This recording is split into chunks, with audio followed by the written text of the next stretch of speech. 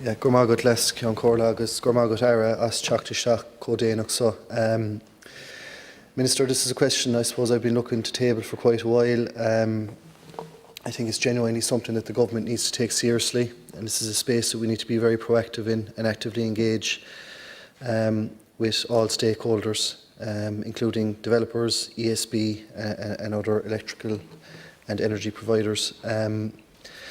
Look, the long and short definition, as I understand it from a layman's point of view, is private wire is essentially where private industry, particularly large energy users like pharmaceutical companies, data centres and so on, are essentially taken off-grid, for want of a better description, and dedicate and try and provide as much of their own energy through either wind or solar or whatever, and maybe with the help of a nearby farmer or whatever the case may be, and they can provide for the vast majority of their own energy needs. The difficulty, as I understand it, is that the ESB have full power over consent in this area. And as I understand it, private wire is covered under Section 37 of the Electricity Regulation Act 1999, which essentially allows for the ESB, in many cases, to be very slow at engaging with these big developments. Essentially, as far as I understand it, they don't want to see these large energy users becoming self-sustainable, because it's not in the ESB's long-term interests as far as I'm concerned. They don't want to see large, profitable consumers of energy and customers of theirs essentially going off-grid, because in the long term, I suppose they're taking a view that it essentially damages their profit margins. I'm extremely worried about this whole area. I did write a written PQ dated the 21st of September to your department, and in it you said this is a commitment under the Climate Action Plan 2021, and it includes a commitment to review this policy, and the aim for that review was to be undertaken by Q1 of this year. And unfortunately, we are now in Q4, so we're 6 to 9 months down the line, and we're still waiting for that review. And I think ultimately we need to ask ourselves a question. You know, this is an urgent matter. You know, people are facing ever-growing bills. We look across the water at what's going on in the UK and the extortionate levels that people are paying for their energy over there. And thankfully the government has stepped in the short term here and provided those €200 energy credits over a period of time, and that was very welcome. But in the long run, we know that from the energy regulators' forecasts and from anybody in the field that we're facing a decade of, you know, struggling to keep up with the demand that's out there at the moment. You know, so this is something that we need to act on now. By your department's own admission, this is something that we should have acted on in Q1 of this year. And, you know, I'm very concerned because it's not just this issue that we're behind schedule on. We look at the wind and solar energy guidelines also. You know, that seems to be going on for, you know, forever. And it's depressing, almost depressing, when you get responses like that to say that, you know, here we are, you know, behind schedule, we're going to catch up. But such is the urgency of the issue, I really think that, you know, I'm hoping that you have a positive response tonight that will outline exactly what you and your department are going to do, because I do believe that it is that urgent. Gormagut. Thank the Deputy for raising this important topic. I want to set out the current policy position, then outline stakeholders' view on the issue, and finally discuss the proposed consultation. The current legislative framework does not, for the most part, allow for privately owned power lines. The ESB are the sole distribution asset owner, and ESB networks are the sole distribution system operator in the state. On a practical level, this means the ESB owns the electricity distribution, while ESB Networks, the subsidiary of ESB, builds and maintains all distribution level network infrastructure. The Deputy may be interested to know that this position has its roots back in the early years of the state, when the ESD was established by the Electricity Supply Regulation Act 1927, and upon that establishment it was placed in charge of operating, managing and maintaining what we now know as the Ardent Crusher Power Plant, along with distributing electricity nationwide. The ESB chose, as allowed under the Act, to take on the direct responsibility of distributing electricity to consumers and set about creating our electricity network.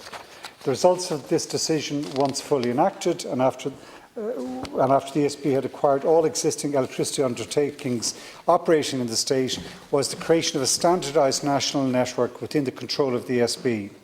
The current electricity market environment is very different, with a liberalised and interconnected market in operation. However, as the Irish energy sector evolves further and a move towards renewables and a zero-carbon economy, we must review the environment in which electricity suppliers operate. The Electricity Regulation Act of 1999 provides for, in limited circumstances, the construction by private entities of electricity lines and infrastructure. However, the Act also provides that the ESB can gain ownership of such constructions, either through agreement or at the direction of the Commission for the Regulation of Utilities. Notwithstanding the current position in respect of direct lines and private wires, it is important to emphasise the scale and ambition of what we are looking to do in delivering to reduce our dependency on fossil fuels and make Ireland a world leader in delivering renewable energy as part of our drive towards a low-carbon system. The Government is very aware of calls from stakeholders for amendments to be made to the current legislation and regulations on direct lines and private wire networks. Officials from our department have met and continue to engage with interested parties and stakeholders in the area. Those stakeholders have indicated that amendments to the current status quo could allow for the deployment of more renewables across the electricity sector while reducing overall grid demand. They have outlined three areas which they wish to see direct lines and/or private networks providing electricity, including business enterprise parks, large energy users and renewable energy communities. It's been outlined to officials that allowing for private networks for business parks and large energy users would have sectoral benefits for Ireland, which include increasing the attractiveness of our country as a base for foreign direct investment and provide an environment for renewable generation. It's noteworthy that stakeholders have highlighted that there is a desire among many large corporations and particular technology companies to have renewable sources of generation directly linked or owned by their company. Ireland has ambitious climate targets, as I set out earlier on, and I believe that development of private wires can and will have a significant role in helping meeting those. Action 115 of the Climate Action Plan commits our department to reviewing the policy options on allowing private networks and direct lines. Our current government policy is that ESB is the sole distribution asset owner and ESB Networks the sole distribution system operator. But in the interest of clarity, I believe it's warranted to point out that there is a clear distinction between a private network and a direct line, and the consultation will seek views and report of both matters. A direct line is regarded by the Department as a privately owned power line which connects one generator with one energy user. A private network, on the other hand, is privately owned and operates the electricity distribution network connecting end use with generators. So the remainder of the question might be able to I'll pass on directly. You get a chance to come back. Okay. Thanks, Minister. And look, to be fair, that's a very substantive response, and I appreciate it. But there are certain things that I do have issue with, because I listen to many people from government parties and opposition inside here talking about offshore wind energy, for example. And the harsh reality of it is, we're being told it'll take an average of 7 years to do that in this country. And we look at our European counterparts, and I give Slovakia as an example, where it can take as little as 18 months. So it's kind of, it's laughable in here. It's actually quite worrying to see, I suppose, when you read it there in the text of your speech, that the ESB are the sole provider, the sole distributor. Like, for all intents and purposes, let's call it for what it is, it's a monopoly. And the sooner that we change things, and I'm glad that you are having that public consultation, and I would just ask you, as by way of supplementary, how long that public consultation will last for, when it's due to conclude, when you hope to implement any recommendations that there may be. It's also quite welcome, as I said, that the targets that we have, the implementation of the Climate Action Plan, we're all supportive of those, and this for me is going to be very important and central to that. And it's also worth noting that your initial opening remarks there were in relation to it being governed under the Electricity Supply Regulation Act 1927. That's nearly a century ago. So if there was ever an example of legislation, given the crisis that we are in at the moment in terms of energy, I think this is the perfect example of why we need to get on with that consultation and get on with implementing any amendments that you may have at that stage. And it's just one point to leave you with. Already over in the UK, Bord Gáis and their parent company Centrica I've already made a strategic decision to no longer supply large energy users like the ones we're speaking of. You know, if we're talking about blackouts here potentially in future years, or if we're talking about demand exceeding supply over the next decade, we need to get on with this and we need to stop delaying. Minister, to conclude.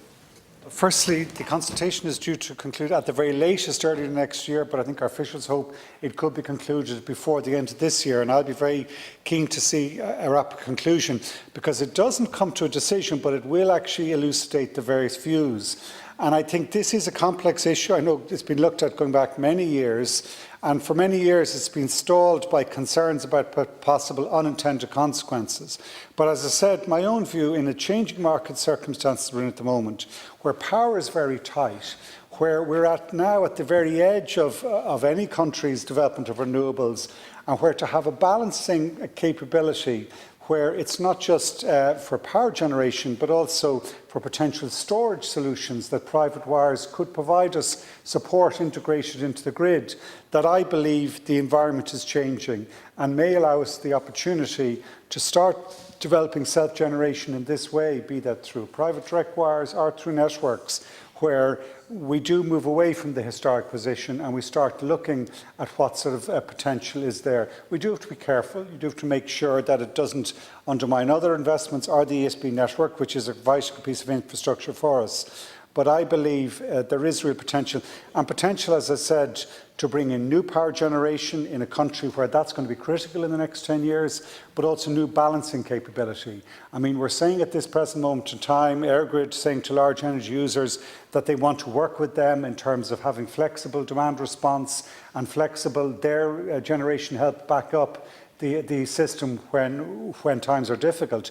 In that sort of changing, evolving, balancing market, it seems to me that the balances will likely move towards allowing private wires and self-generation in a way that large industrial users have been looking for some time, but we haven't been able to deliver. I'll wait the conclusion of the consultation before finalising those arrangements, but that has to happen within months, not any longer.